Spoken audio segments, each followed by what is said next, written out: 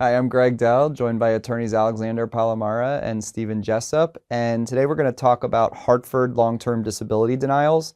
And guys, you have all seen thousands of Hartford disability denials, whether we've handled appeals, lawsuits, or just free consultation phone calls that we do all the time. And they're one of the top 5 largest disability insurance carriers. But Stephen, I want to pitch to you this question about what is the most common reason that you see for a Hartford long-term disability denial?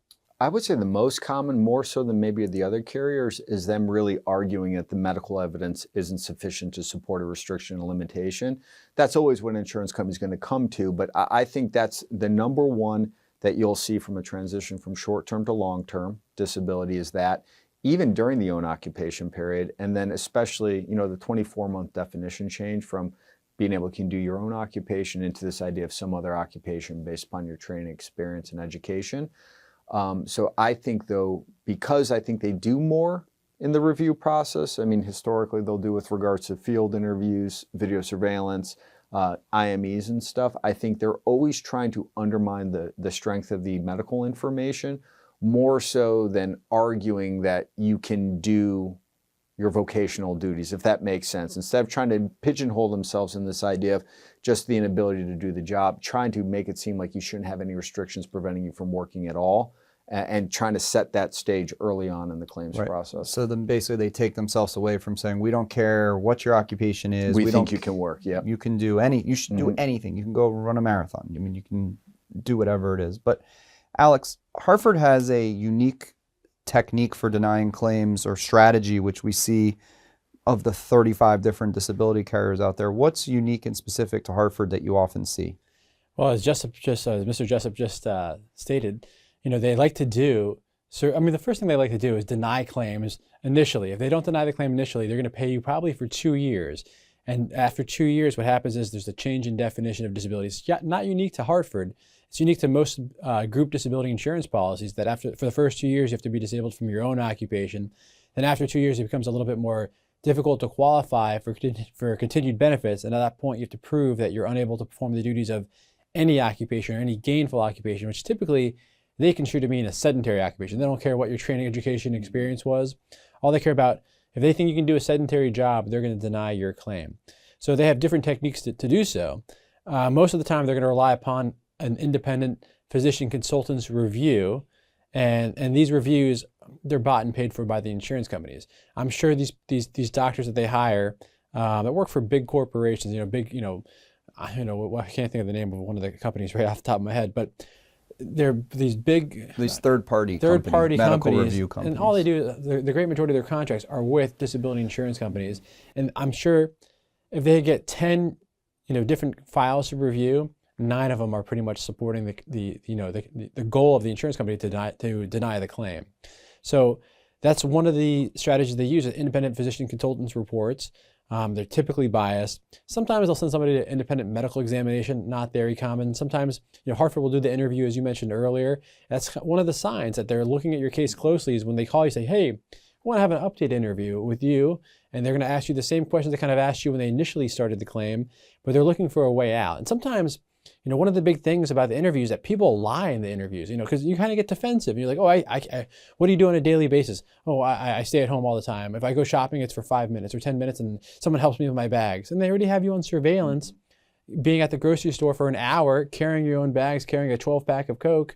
And that's where they get you. So a lot of the times I have to tell people, just relax and I'll be with you in the interview. Just tell the truth. The truth, if you are really disabled, the truth will set you free. But they like to do interviews, independent physician consultants report, rarely ever independent medical examinations. I don't think I've seen Hartford do a functional capacity evaluation in the last 5 years plus. I can't remember one time. But they're really rely upon these consultant reports. And it's unfair because all they're doing is a paper review, and they're not really talking to the treating providers or talking to the claimant about what's really going on. And the paper reviews, again, they're biased. Leaves the door open for us in our appeals, but that's the strategy they typically use to deny these claims. And Stephen, along the lines of what Alex is saying, is it legitimate for them to never examine the claimant and just rely on a review of the medical records? It is, and even going on those reviews, you see the same names, same doctors over and over and over again, because all the insurance companies go to these larger, companies, be ECN or whoever they need, exam coordinators, whatever it is, who do these paper reviews of it. You will see them when they want to do an independent medical examination. And this isn't, I guess, wouldn't be exclusive to Hartford, but if they're wanting to send you to an IME, they're really trying to set themselves up for future success down the road in the event of litigation. So it is okay for them. Is it right? No, right? But this isn't a matter about being right. It's what does the law say they're allowed to do? There's no requirement that they send you to a doctor. There's no requirement they give more weight to your treating physician than to their doctors. So it's a really unfair thing. And, echoing what Alex had said, which is really important, if they're calling you because they want to meet with you, there's a problem. And usually they've already done their video surveillance. And we've all seen, because if there's a denial, you get the claim file, the printout of the actual, interview is usually recorded. So then there's the transcript of it. They're talking. And at some point is, well, I'd like you to see this video surveillance. Or sometimes what they do, unbeknownst to the client, they send the video surveillance to the doctor and saying, do you still think your client can only do X, Y, and Z? Because again, it's a situation where the client, maybe, I don't want to say sells it, but is over maybe embellishing how bad things are. So their doctors are taking their word for it. So that's why video surveillance, which sometimes isn't much, but it can be very damning and used to create a rift between the doctor and the patient. I know sometimes my clients are like, well, should I tell them I went on a cruise last summer? I'm like, yes. Well, why not?